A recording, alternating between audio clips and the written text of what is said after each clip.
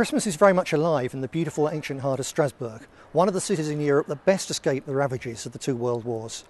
Last evening, I grabbed a bit of time to wander around the famous Christmas market, admire the famous cathedral and the beautiful half-timbered and stone houses. I had a glass of hot mulled wine and watched all those people and families enjoying themselves by simply being themselves. I'll let you into a secret. The place is terribly unenriched. Strasbourg is what the BBC would consider hideously white.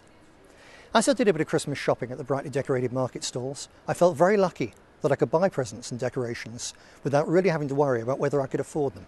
I didn't go mad, but I was very well aware that a large and growing number of hard-working families in Britain are not so fortunate. That got me thinking about the fact that Christmas is traditionally also a time to spare a thought for and look for ways to help those who are less fortunate than we are.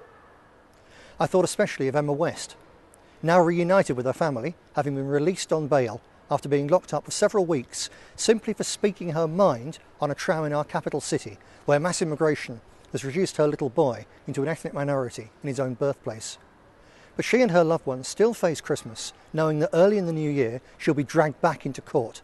She will again face prison under a law that tramples all over both our ancient ancestral right to freedom of speech and the modern human rights to free expression and a family life. And yet, 100 miles or so north in Leicester, 4 thuggish Somali Muslims were set free to enjoy their winter Eid celebrations. That's despite their brutal racist battering of a young Englishwoman, Rhea Page, a 22-year-old healthcare worker, while screaming, "Kill the white slag." Yet they were allowed to walk free from court because the judge said that as Muslims, it wasn't their fault that they hadn't been able to handle drinking alcohol. Doesn't the injustice of such double standards, the sheer evil of the establishment's anti-British hierarchy of hate, make you angry and even more determined to help put things right? I'm sure it does, because I know it does me, and millions of other decent Brits like us too. That's why I'm here. That's why I've taken this time to give you this message, and it's why I'm asking you to pass it on to your friends. And it's why I know that, together, we've got all the potential in the world, we've got all the chances in the world, and we've got an absolute duty to do whatever it takes to seize those chances.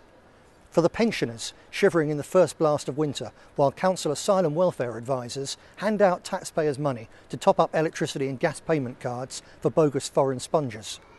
Keep an eye on the old lady or chap in your street who, despite paying into the system for a lifetime, now gets no help and could freeze to death if you don't do your own bit as good King Wenceslas. For Rhea Page, her life shattered by that brutal attack and the injustice that followed.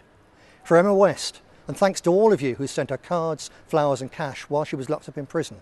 And for her golden-haired little boy, so that he can grow up in the better Britain that only we will build. Let's get out, spread the message and win.